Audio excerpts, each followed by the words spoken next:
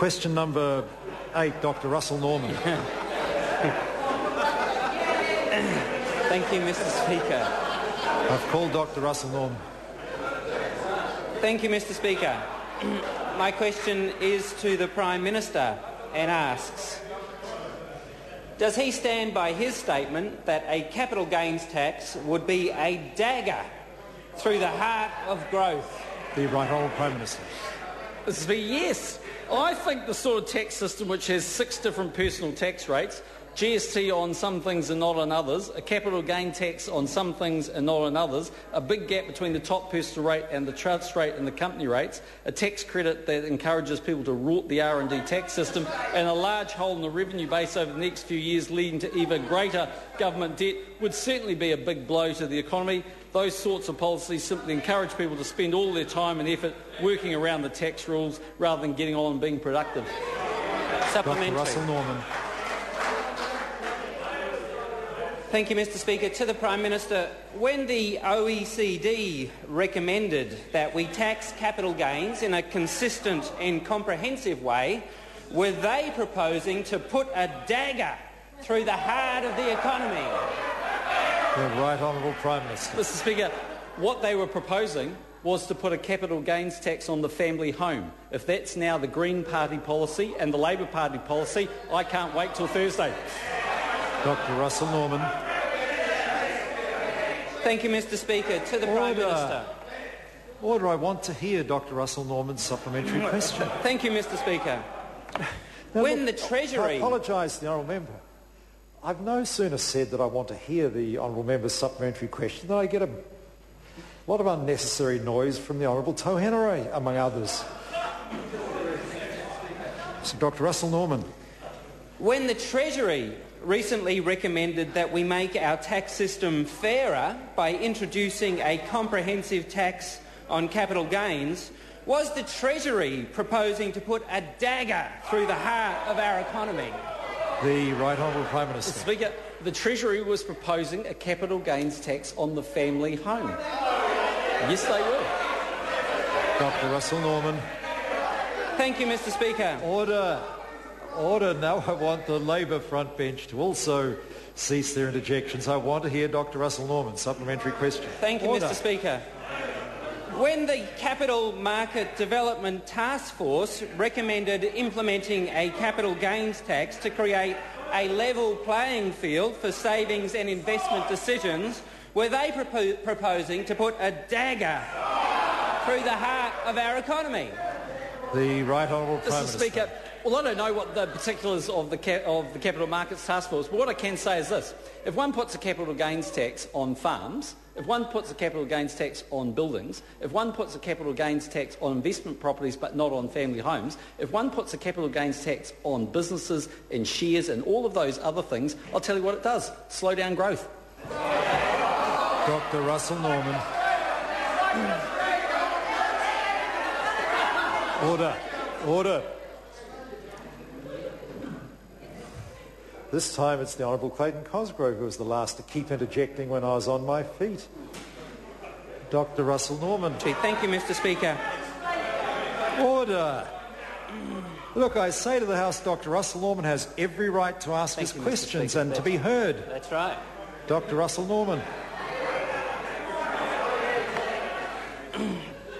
Has the Prime Minister seen the evidence that the Australian economy has outperformed the New Zealand economy every year since 1985, the same year that Australia first introduced the capital gains tax that supposedly puts a dagger through the economy?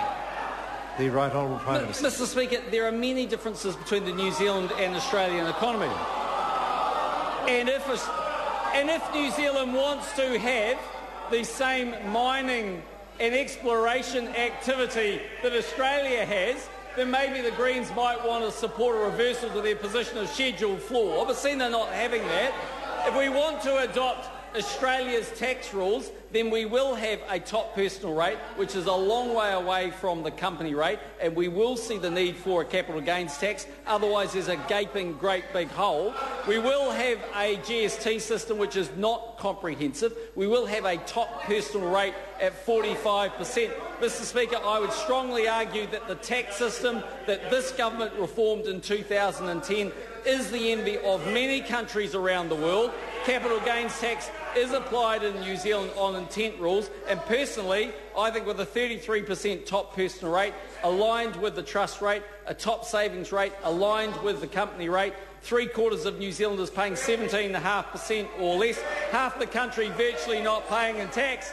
My view, that sounds like a recipe for growth. But if the member wants to... Order.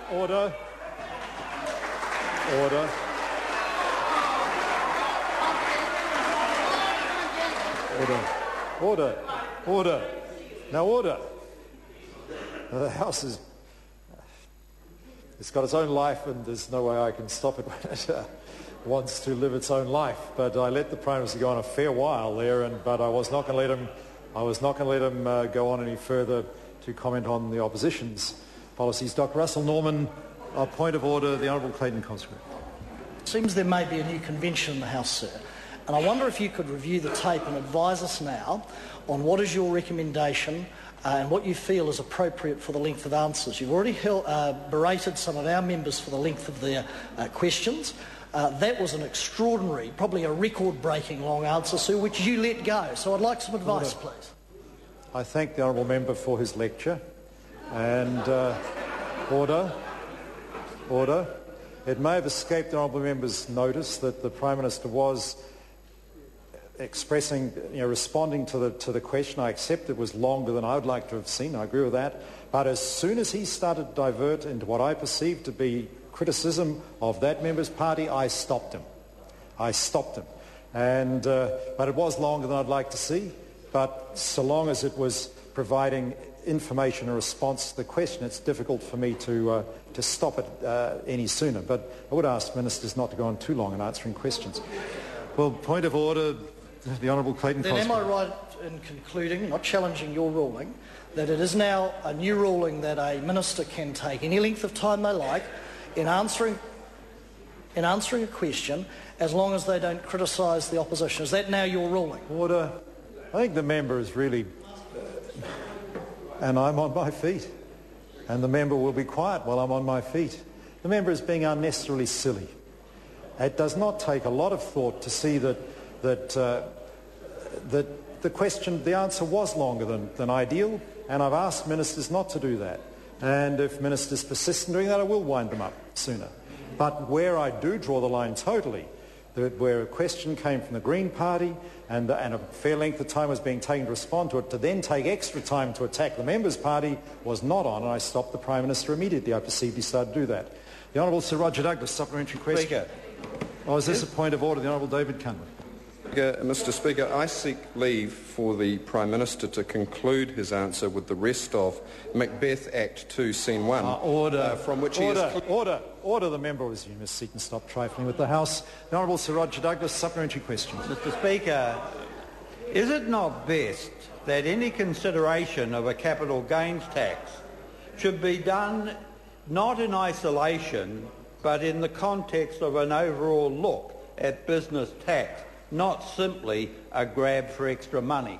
The Right Honourable Prime Minister. Mr. Speaker, I think the member makes the right point actually, which is any tax has to fit into the overall tax system that's in place. And of course you can change those mix of taxes, but if you're simply putting a tax on businesses, which capital gains tax in this environment would, and put up the price of rents, which capital gains tax in this environment would, one has to ask the question whether you're actually going to deliver economic growth. And the fact is that Treasury documents show that rents will rise by 6%, and we look forward to having that discussion with Supremo on Thursday. Dr. Russel Norman. Thank you, Mr. Speaker. To the Prime Minister, does the Prime Minister agree with the former Treasury head, John Whitehead, who said, and I quote, "At the risk of being chased down by an angry crowd with pitchforks and flaming torches, we need to tax more capital gains"? And if he doesn't, Has the Prime Minister now become the leader of this angry mob, and is that the right role for a Prime Minister to play in this very serious policy debate?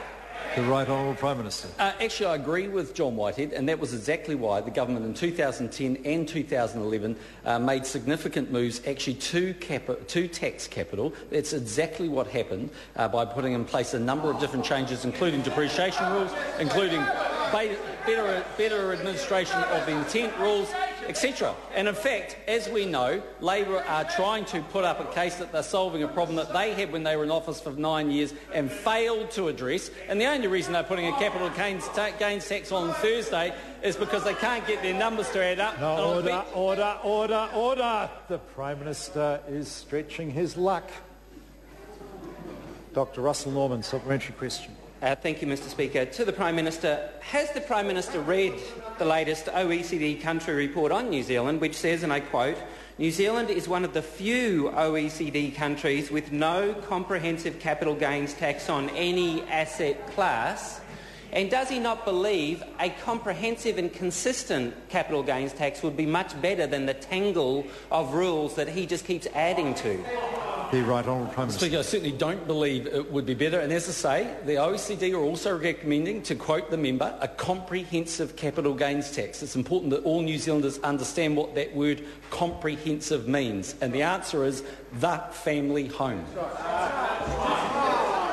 Is this... Order.